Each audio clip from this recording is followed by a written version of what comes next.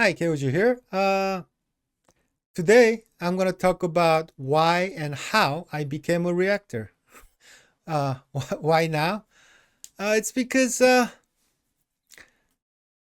well, I've been putting out videos and information on our new startup and how we can avoid IP infringement for like reactors and how it makes everyone's life better.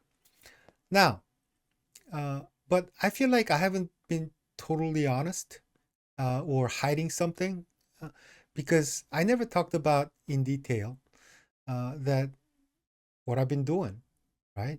So I don't know. Anyway, by telling you guys how I became a reactor, it would explain everything. So here I go.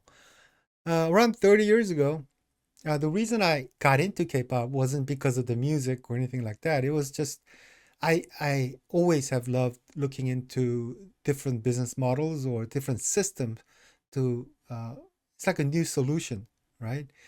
And K-pop was so interesting to me because it was just totally different than other entertainment systems all over the world, and it was just the product they had was good, and it was gonna get better, and yeah, all the training system, the level of idols, their abilities, the music videos, the visuals, the dances. They had everything.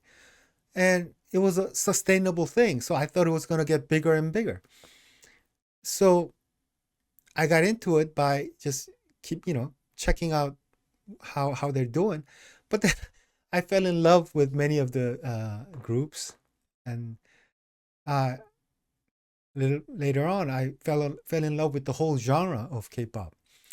So I keep watching it, and the thing that I watched the most was the reactors, uh, because I wanted to see where K-pop was gonna go, and I kind of knew it was gonna be like worldwide, and it's gonna be like a force to reckon with later on, because people thought it was just gonna be in Korea or Japan, and later on maybe some Asian countries, right? But no, because I could tell in reaction videos, there were people from all over the world, all different culture and races, enjoying this. So I keep watching these reaction videos and seeing that how K-pop was being like being was spreading all over the world. Now, after a while though, it was kind of sad because these reactors, man, it was a whole lot harder during that time.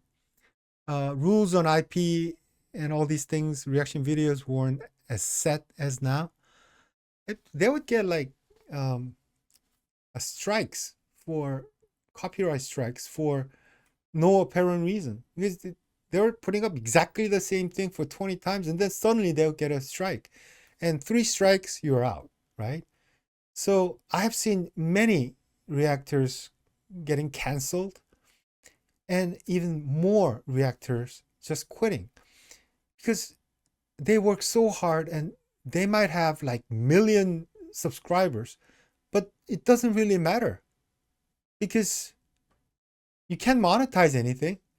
So there are so many reactors, my favorite reactors, OGs, who just all disappeared, man. And to me, that was really sad because other YouTubers, when they get pretty big, they become, it's their whole livelihood and they get better and better. But so many has come and gone. So I was thinking about this with my daughter. Now, my daughter at the time was a teenager, and it's difficult to. But I loved K-pop, and she loved K-pop too. So on that level, we connected, and we're talking about all this stuff, and the idea came out where it looks like we're watching two videos. So why don't we just synchronize two videos and make it look like we're watching a reaction video while when actually you're watching two separate videos. Now that made a lot of sense, but how to do it was another matter. But one day it dawned on us that all the information was available in an editor.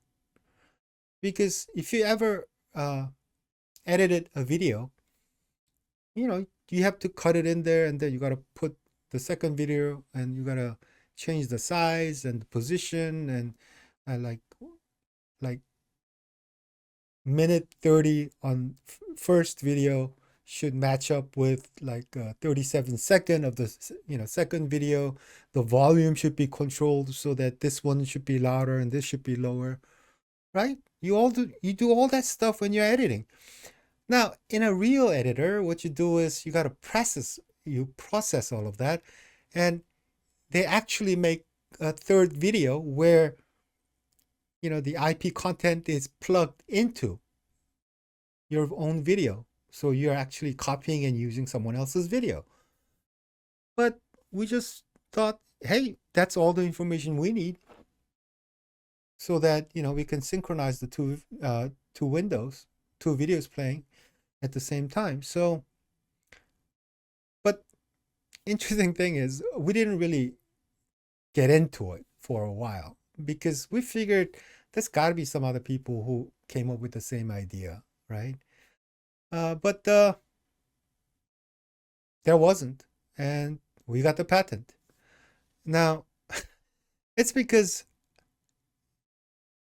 the reason we didn't really pursue it in the beginning was because IT patents are very difficult to get. It has to be really original. Um, okay, the strongest patent is the most difficult to get is like a molecule or substance or something totally new you create, or like a new gene or something genetically.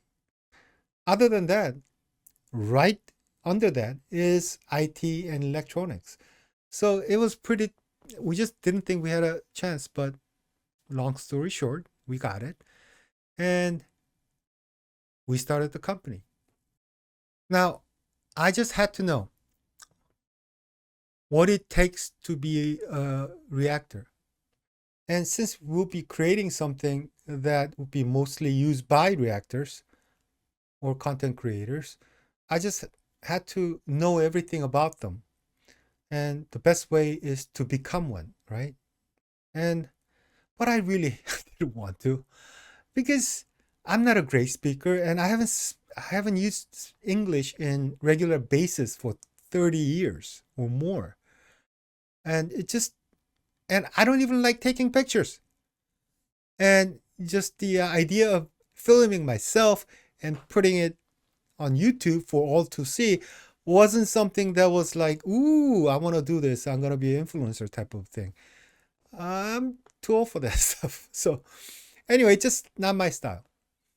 So, I was going to do about 2, 3 months of it, maybe. And so I can get the gist of it. So, what kind of program you need to use, how difficult it is to monetize, or how to get around, what kind of uh, content you can use and you cannot use. Just get into all the details and how difficult to like edit and all this stuff.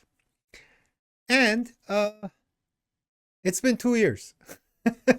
I thought I was going to quit after a couple months, but there are so many people who are so supportive and so nice. And finally, I had people where I could share my love for certain music or certain things that I couldn't before. I even met people from my high school and college and who went to same schools and all that stuff. It was a lot better than I expected, and it was a lot more work than I expected, but it was just worth it. So I don't know how and why, but I'm still a reactor. And even after uh, showing you guys my company and all that stuff, but I would still be a reactor.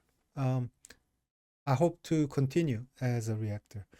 Now, God, it feels like a weight has been taken off my shoulders. I could have been open from the beginning, but at that time my program wasn't done. I didn't know if it was gonna really how well it would work or how difficult it is to create these programs and all this stuff. And we're working with very minimal means that was provided by the Korean government. We got a small grant, and that was it. So yeah, last 4 or 5 months, it was kind of harrowing because it's just me and my daughter, so it's a lot of work. But I don't think it was the time. It was all the stress from putting this all together and being hoping that it's good enough so that we can present it to you guys. And anyway, so since we're here, I feel so much better. So hopefully I'll be making a lot more reaction videos. So that was the full story. I don't think anything is left out, but anyway, that's how it was. Thank you, and I'll see you guys next time. Bye bye.